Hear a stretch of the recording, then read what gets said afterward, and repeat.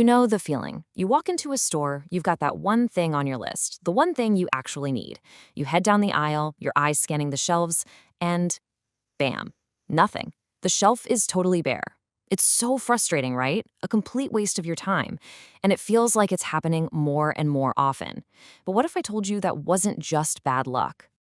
It's a question we've all muttered to ourselves, staring at that empty spot on the shelf. You probably figure, oh, a truck was late, or man, they just got unlucky today. But the real answer? It's so much bigger, way more complex, and honestly, a lot more expensive than you could possibly imagine.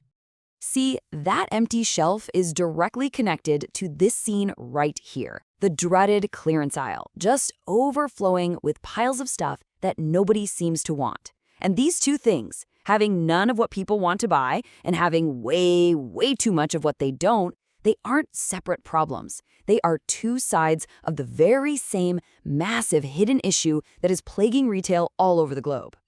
So this everyday frustration, it's not just a mystery. It actually has a diagnosis, and that diagnosis comes with a price tag that is absolutely staggering. We're about to put a number on that feeling you get when you walk out of a store empty-handed.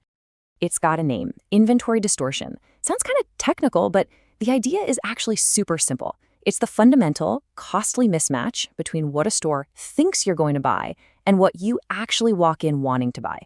And this one single issue is quietly shaping your entire shopping experience.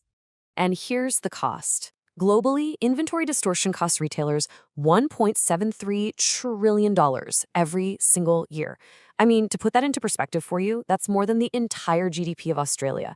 It's every lost sale from an empty shelf and every profit-killing markdown on some unwanted item, all rolled into one giant, terrifying number. Just let that sink in for a second. Now, here's what's really interesting. When you break that number down, you might think the biggest chunk of the problem is all that stuff piled up on clearance, right? But it's not. The out-of-stocks, those empty shelves, they are the real villain here. They account for nearly 2/3 of that $1.7 trillion problem. We're talking over $1 trillion in lost sales, just because the product wasn't there when you wanted to buy it. So the big question is, if this is a multi-trillion-dollar problem, why can't retailers just, fix it? Why does this chaos keep happening? Well, it turns out the causes are this really complex web of interconnected failures that stretch from a factory floor halfway across the world all the way to the aisle in your local store.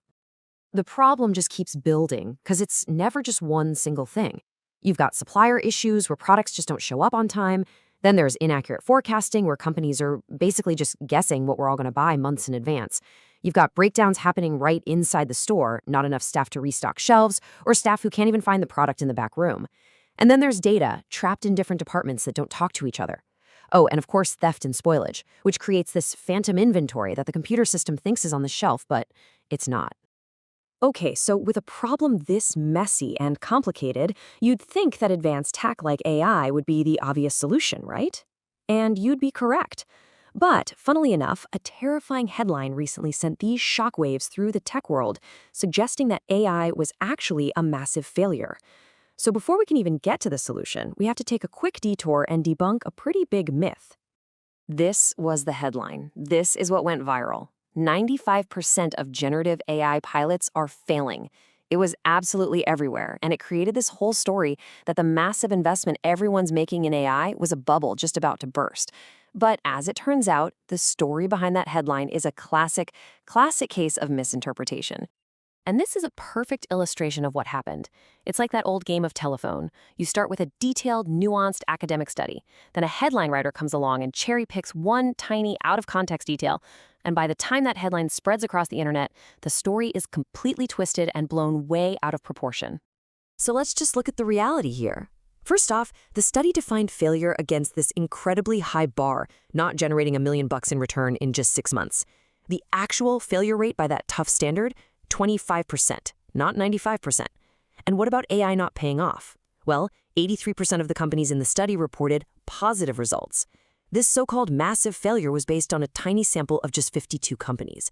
And crucially, most of them were trying to use a general AI, kind of like ChatGPT, for a super specific business need, which is the classic case of trying to fit a square peg in a round hole. Wrong tool for the job. All right, so with that myth totally busted, let's get back to the real story. Because far from being a failure, technology, and specifically AI, is the single most powerful weapon retailers have in the fight against that $1.7 trillion problem we've been talking about. And the data proves it, hands down. When AI is used for the right task, the results are incredible. In the retail world, a whopping 76% of companies using AI for things like demand planning and forecasting are getting positive results. This isn't some myth. This is what's really happening on the ground. And those results, they translate directly into cash. Take a look at this.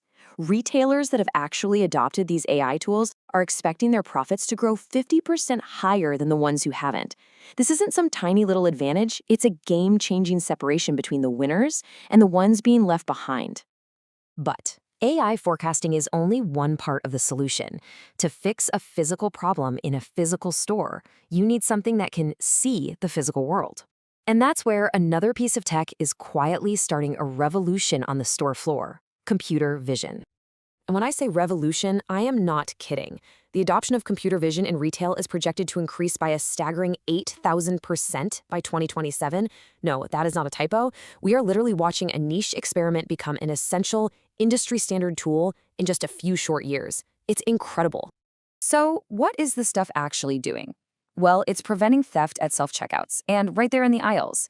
It's automating shelf management, alerting an employee the second a product is running low. And most importantly, it's ensuring real-time inventory accuracy. Cameras can literally see what's on the shelf, giving the system the actual ground truth, and directly fighting every single one of those causes of inventory distortion we talked about earlier. So the next time you walk into a store and you see that empty shelf where your favorite cereal or whatever should be, I want you to think about this. Will you just see it as a simple, frustrating little mistake? Or will you see it for what it really is? A tiny, visible symptom of a massive, trillion-dollar data problem that's just waiting for a high-tech solution to solve it.